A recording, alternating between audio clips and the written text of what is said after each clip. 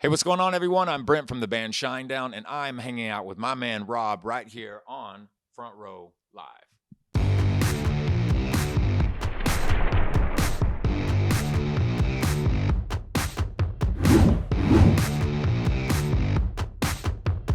What's up, guys? Rob here, Front Row Live Entertainment. I am reunited with Brent from Shinedown, and I'm so excited. You're here in LA. I'm so excited to have caught you because it's been 5 years, way too long, man. How are you? I can't believe it's been 5 years. I It's said good the to see same you. thing. Likewise. Good to see you. Let's not make it another 5. Please don't. Yeah, let's. Please don't. That's my bad. I was getting worried. I was I'll like, take I the blame. think he didn't like me that last time. Not I think at that's what all. it was. Come on now. No. How's everything been? How's everything in It's your been world? good. Things been going amazing. Awesome. Channel's been growing, which has been great. Love it. You guys have been growing a lot. We're trying with the music as well, and the new record and the new single has been doing incredible, man. Yeah. Like, let's dive in and talk about that and how many doors like it's kind of opening this time around. Yeah, it's an interesting process. The whole just the trajectory of Planet Zero as an album, but in all honesty, a lot has to do with this song, "A Symptom of Being Human." Yeah. And what our goal was when we wrote the song, and then to see it in real time come to fruition. Right. I mean, we wrote the song in the midst of the and I think that we felt like a lot of people, people were scared and they were frustrated, they were angry, they didn't know what was going on. And we felt like we needed to do something that was necessary, but Symptom in a lot of ways was a gift. Every once in a while when you're in the studio, you don't get a gift on every record. And it's kind of a song that it needs to be born so badly that it almost writes itself. Yeah. And the song really is about the fact that as human beings, we're all a work in progress, and that we're allowed to, or we should be allowed to, have as many human moments in our lifetime as we need. Yeah. But it's also about understanding that we're all connected. So it's been a roller coaster, though. I will admit that. Just with how we started it at radio at Hot AC, then we moved it over into alternative. We're getting ready to break the top 10 on alternative for the first time in 14 years. We broke the top 15 when we started it at Hot AC. That had been we hadn't been in the top 15 on that chart in 15 years. It's #1 on Active Rock right now, and it's beginning its I guess you would say it's beginning its journey at top 40, which is wild. That's insane. It's been some time that you've experienced that, and it's like, yeah, it's happening. And now. it's a song that's been worked already 12 months, and it's just seeing this different kind of journey that it's getting ready to take. What I love is that, like, I mean, you guys have never put yourself in a bubble. It's always been whatever you wanted to create. But when you listen to this album, this is like the softest song on the record, and it's doing incredible, and I love it. Man, it might be the softest. Probably the song has the most impact. Yeah. You know what? It's interesting too. This song has become such a it's really, really grounded me in a lot of ways. And I mean that in the most humble way I can say it, because I knew it when the song was written that there was something different about it. And as we were developing what would become the album Planet Zero, I remember when we got to the mastering phase of the record and we were sequencing everything and putting it together, proud of every single song that's on the album. Yeah. But I remember listening to that song, and every time it would come by, I said to myself, I love the whole record, but I'll go to for that. I'll go to for that song.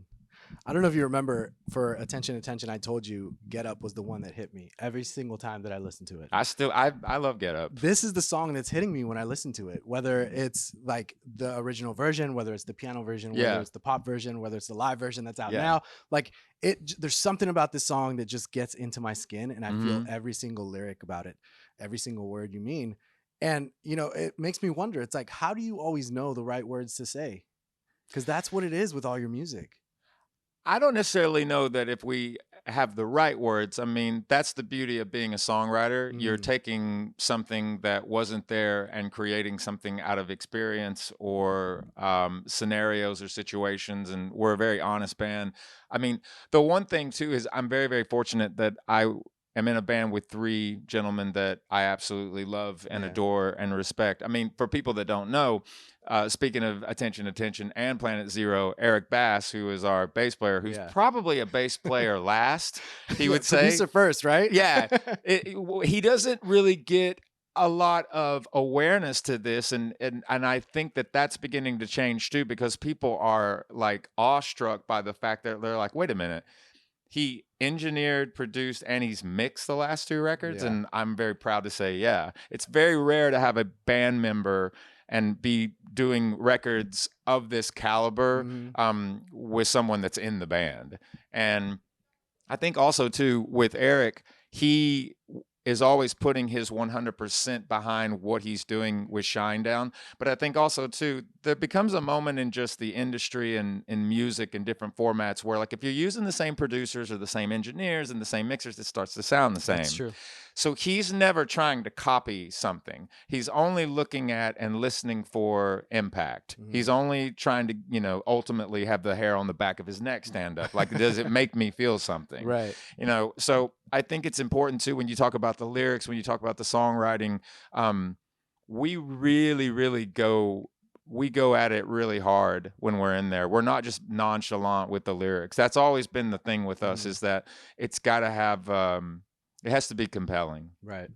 And with that, at the same time, like, because the last record was done by him, this one as well, as you mentioned. Yeah. How do you feel that he's kind of evolved as a producer, and like, how does he separate himself from being the producer to now, okay, I gotta record the bass? Yeah.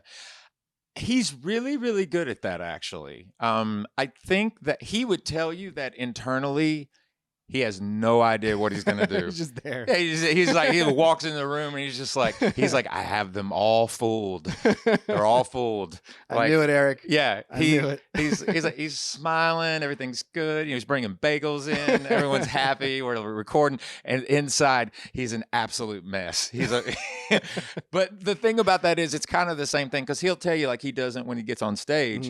He doesn't really have nerves when he's on stage. When he's making a record, he has tons of nerves. And that's the way it is with me for the stage. Like, when I go on stage, I'm terrified every night. But that's good, because it lets you know you're alive, because you care. If you weren't nervous, there would be, you know, you're trying to find, there shouldn't be a facade. So when he's in the studio, he's so good at, I think because he knows everybody in the studio. And we always try to say that it's a safe space in there, but we're also really pushing each other. Yeah. But he doesn't push with he doesn't push by force, meaning he gives a ton of confidence to you. He wants to build you up. He wants to make sure that you know what we're doing. And he's great at, like, hey, guess what? I can record it and I can unrecord it. Like, if you don't get it the first time, we can do it again. It's going to be fine. You know what I mean? So natural things like that. And I think he just exudes a really good energy in the studio. In between records, you had the opportunity to collaborate with Myers for Smith and Myers. Yeah. And I'm curious, like, what kind of impact did that have when you came into Planet Zero to start recording, or even just like writing this record, since you got a different taste of music or a different kind of style of music? I think that was a good palate cleanser, to be honest with you.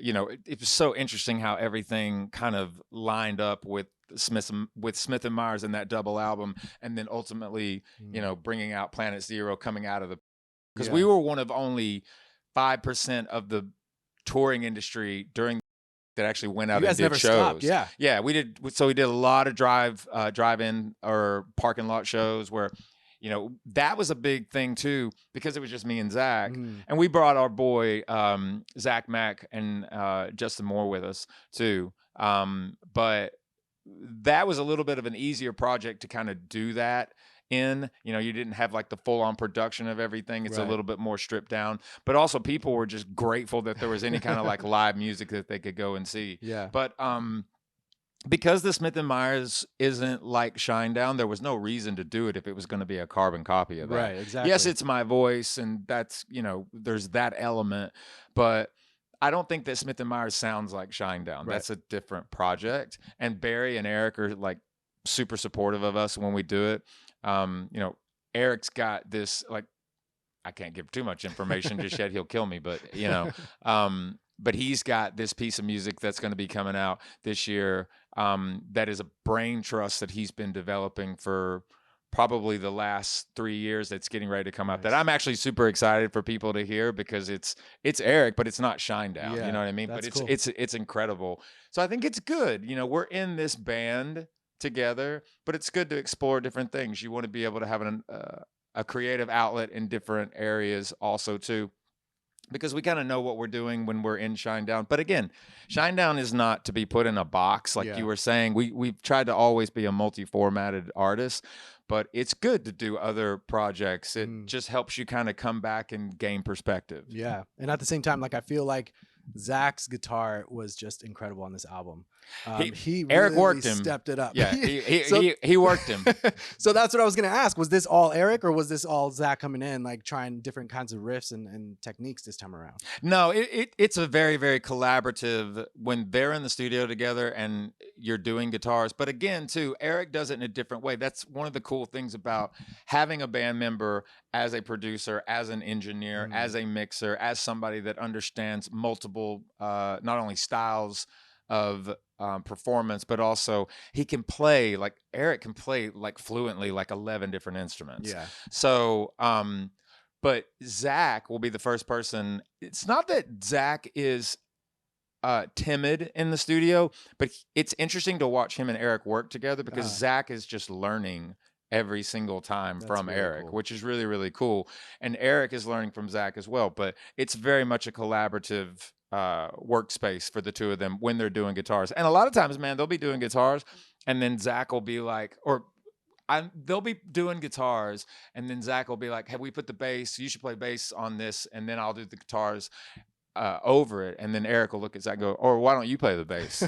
And Zach is like, okay. And so like Zach will play the bass and Eric will play the guitar and they'll flip flop with each other and stuff like that. There's no rules. Yeah. That's what makes it fun. It's always seemed like you guys have fun in the studio. It doesn't feel like a job. It doesn't feel like there's any pressure, which I feel, it shows on the records when we listen to them, especially when we see the live shows. Like we could tell that each one of you is having the best time of your life. We're trying. Even though it's been a few decades, which is incredible. Going back to Symptom, like what really challenged you with this song, like during the writing process or even like the recording process of it? I think the biggest, I don't know if we were challenged in the aspect of what you hear on the album. We don't really subscribe to the ideology of demoing anymore. Okay. So like a lot of times when we're together, when we're writing a song, we'll get it laid out and we'll say, okay, let's record it. And so I'm never going to sing it the same way 6 months later. You know what I mean? Like there's something about when you go in there and there's the freshness of it being new. Right. And doing it. And sometimes you'll demo out certain songs with the mindset of, we've got the song, it's good to go. We're going to come back to it when it's time to, like, quote unquote, record it for real. Right. We don't really do that. We're like, in the moment when the songs are written, it's like you're never going to have the same inflection as you will as it's being created. Now, granted, I've gone back if I've had time and I've listened to a demo or I've listened to a vocal that I've done and said to myself, I can do that better. So we've got time to do it. Let me see if I can beat it. Nice. You know what I mean? Because I like either have the demo or I've got it kind of in my head. And if I think I can do better, I will, and I have the time to do it. But Symptom, what you hear is initially the day that we recorded it all. That's what it is. That's cool. I mean, literally, we didn't go back and it didn't need it. That's cool. And it must feel amazing, like having that one run through of a song instead of like having to go back and recreate stuff or try and get yourself into that mindset. Yeah. While you've already worked on other music. And we did, like, we tried certain things with it, but we would just always come back to that original kind of mix of the day that it was written. You know, Barry putting down the drums, Zach did his thing, Eric did his thing. You know, because one of the things I do remember is we had the melodies all laid out and the track was quite simple. It was just an acoustic, really. And I think there was like a click track to just give me timing. But some of that production wasn't on it just yet. And I just really wanted to sing it from because again, it was brand new. Yeah. So those inflections and the way that I sound and all that, that's happening in real time. Wow. So I think that we just would go back and maybe we'll add this to it. We'll add this to it. We didn't really doll it up too much. It didn't need it. Yeah. That's really cool. And now there's the live version. Yeah. Which is what better way to present it in front of 15,000 people? Exactly. And Eric on the keys, man. Like, what the hell, Eric? Everything. Is there anything he can't do? Man, like I'm telling you right now too, that world over there, like Eric's world is not, it's not 3 basses and like 2 tunings over there. It's a totally different animal. So there's 6 different basses, 6 different tunings, multiple acoustic guitar changes he does. He plays piano, plays MIDI piano too. Sings 65-70% of the set with me too, because he does all the harmonies with me. So I mean, it's pat your head, rub your you know, this whole say the alphabet backwards, chew gum. You know, it's just. But here's the thing: like he's tried to simplify what he does over there, and he will tell you, he's like, I just get bored. Wow. You know, he's just like, I want to just see one man band what I can do here. Like literally when we do Symptom, the live version you hear, because of the bass and everything, because he's playing acoustic and then he's playing piano too. When you see the visual for that when you see the visual for that live performance, you'll see this crazy looking wooden pedal board at his feet. Those are the bass notes and he kind of developed that. So while he's playing and singing, he's doing the bass with his feet. That's too much. That's too much math. Yeah. He would tell you, he's like, I get bored. I can't do that. That's crazy. You know, this song right now, it's going basically viral all over the place. It's getting the traction that obviously it deserves and more. Yeah. But at the same time, you're bringing back a song that's 16 years old. Sound of Madness, which is like coming back all over again. Totally fun. It's just fun. And that was, you know, not only was that 16 years ago, it was a different era. This was Rob Cavallo's era. Yeah. So, you know, talk to me about how different it is now that you get to experience like Eric as a producer, and then like that experience back then with Rob Cavallo. Rob was such an enigma in a lot of ways, because when he came into the picture for Shinedown, it was during the Sound of Madness album, and then also Rob did Amaryllis with us as well. And then, man, Eric was just a student, you know, during all of that process. Even to the point of like Rob worked on some of the stuff on Threat to Survival also. Okay. And I think that there's just I think there's a level of respect when it comes to, you know, looking at someone that has the discography that they had, you know, and have. When you talk about somebody like Rob Cavallo, he's been a part of like very, not only iconic records, but also that timing with the bands that he's working with. He's elevated their career. Yeah. There's something about what he does when he walks in there. Because with me too, when I met him, I didn't really have anything. He just wanted to meet me, and I think I did a couple acoustic songs in front of him, but didn't have a lot of stuff written just yet, or what have you. And 9 months later, I had a lot of the material for what would become the Sound of Madness, and I wasn't ready 9 months earlier, but 9 months later, he was like, "Let's go." But he knew already. He also, that record was really instrumental, because he said, "I understand you have to start from somewhere." So like the first 2 albums, Leave a Whisper and Us and Them, he goes, they're good records. They're not who you are though. Like, and that's a part of development. So this was a discovery kind of album. Yeah, it was, because he's like, and he would always preface that with me. He's like, I'm not disrespecting those 2 records. Obviously they're successful for a reason. There's quality in there, but it sounds like you're searching. And that's great, because you're developing as an artist and you're developing as a songwriter and a performer. But his goal was not to quote unquote go, this is your sound and this is what you're always going to sound like. His whole approach was like, let's find out who you actually are and work from there. Man. So it's a lot to take on. So the same thing with Eric. When you go in, it's, where are we at this stage in our career? What do we want to talk about now? Where do we want to go now? Like, the secret to success is to never arrive. There's always another gear. There's always another level. There's always another mountain, you know, to climb if you want it bad enough. Yeah. So that's, I think, more than anything, that's what you have to look at. You know, we have 2 things in Shinedown. One of them being, don't make it about the painter. Make it about the painting. Yeah. Make it about, look at the peripheral and zoom out. And the other thing is, you know, there's no elevator to success. You're going to have to take the stairs. Yeah. You know, you're going to have to work for it. Yeah. Yeah. If you really, really want it.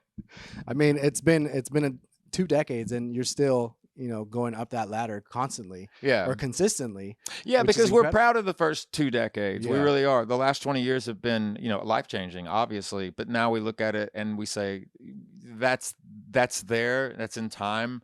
and you can go back and visit it when you want to, but now it's about the next 2 decades. You know, what do we want to do now, and how do we want to evolve? I think that's why sometimes people think that we're a little bit of a I've not seen this or said this, but people have said it to me before, and maybe you can shine a little light on this, but some people think this band is mysterious in a way, and almost kind of like we don't know everything about them. They kind of do their own thing, but they somehow seem to be a bit more than other bands that they came up with, a bit more like a chameleon. Like they evolve when they want to, they change when they want to, and it just, whatever that style that they choose to do, that's the direction that they go in.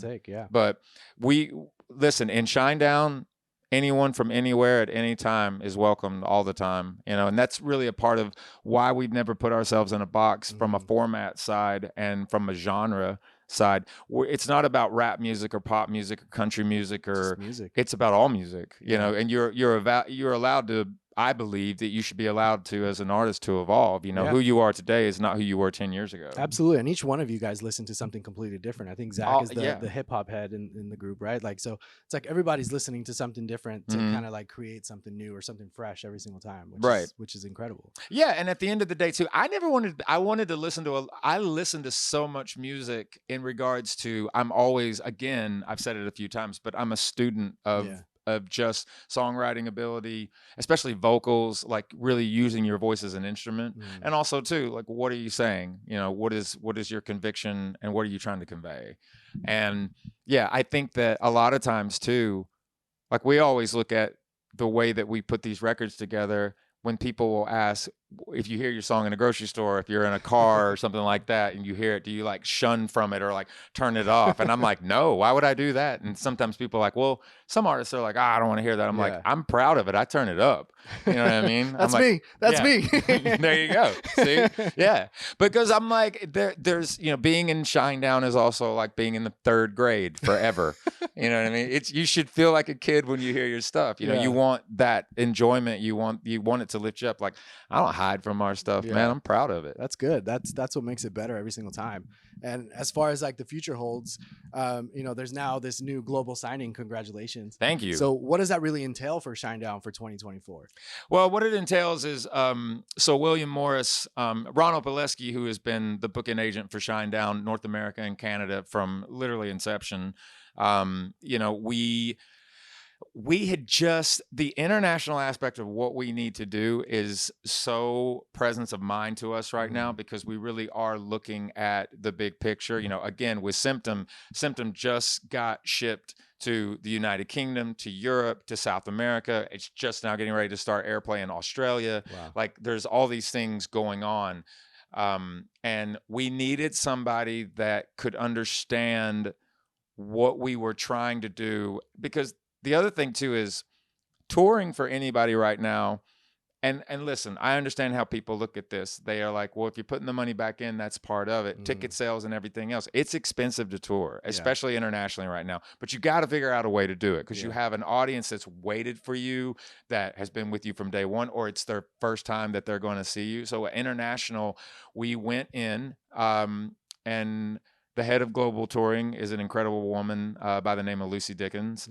And we asked Lucy if she was interested in really coming in and not taking anything from what it's been internationally, but literally starting a different perspective in how the international teams look at Shinedown. How do we tour in these other countries? How do we tour smart? How do we put the right tours together? No offense to any of the other the agents that we've had internationally, but I think with Lucy, I went into her through Ronald Pileski at William Morris Endeavors, and she said to me, I know of the band. I don't know a lot about the band. Let me do my own deep dive. Wow. Like, that sounds exciting though. Yeah. She was like, so she literally for 2 weeks really did exactly that. Like, went deep into the catalog, started talking to promoters and other people, like, tell me a little bit about this band. But as she started to like listen to it, she also came back to me the very first time that we sat across from each other, because she said she needed a couple weeks to do a deep dive. And then I wanted to meet her face to face when we could talk about what she thought and if there was a future with Shinedown and her moving forward, which luckily she accepted the challenge. Nice. But she was also, when she met me, she goes, I think you're misunderstood quite drastically with who you are as a band. I think people think you're a metal band, like, and that's all you are. And you get kind of lumped into these different areas. You're very versatile. And yes, there's metal inside some of the songs and there's an influence in there, but it's really all over the place in a good way. It's very, very stylistic in the way you approach things, because every single one of your records are different. So what we need to do is we need to look at your audience and broaden that. But at the same time, I think that we've been missing somebody with her brain power, and how we're actually going to look at the overview of timing, going overseas and going to different countries, timing of the new album, timing of what's going on with Symptom right now, kind of getting into these locations where we can kind of get more press built up and promotion, and then really create exciting tours, big tours for these countries with us involved in it. That's incredible. I look forward to seeing how that kind of evolves for you guys. Yeah, it's an everyday process right now. There's a lot going into it. And I love that you're involved in it as well. It's not just like, let my people do. You can't do that in it. Like, I love that. Yeah, you have to. Nobody is ever going to. No one is. You want to have a good brain trust around you, and surround yourself with like-minded people. You know, we always talk about being the hardest worker in the room, but you want the same kind of like-minded people around you as well. But they can't read your mind either. Like, you have to talk to them, and you have to talk to each other and really look at the broadening, because at the end of the day, all of this only happens with the audience. We've always said that. Like, we have one boss in Shinedown. It just happens to be everyone in the audience. So they're the boss. And when that audience is growing and you have new people finding out who you are, you want to make sure that their experience, especially from a live aspect, and records as well too, that you're never phoning anything in. You always have to give your 100%. And so the dialogue and the communication is key in any industry, but in the music business, you got to talk to each other. Yeah. That's awesome, man. Well, congratulations with the success. Thank you. Planet Zero is incredible. Symptom is incredible. You guys be sure to check out Shinedown. The new album is out now. And if you guys enjoyed this interview, please check out the channel. There's tons more. There's another interview with them with Attention. And it's one of my favorite interviews. So check it out. And thanks for watching Out Front We're Live.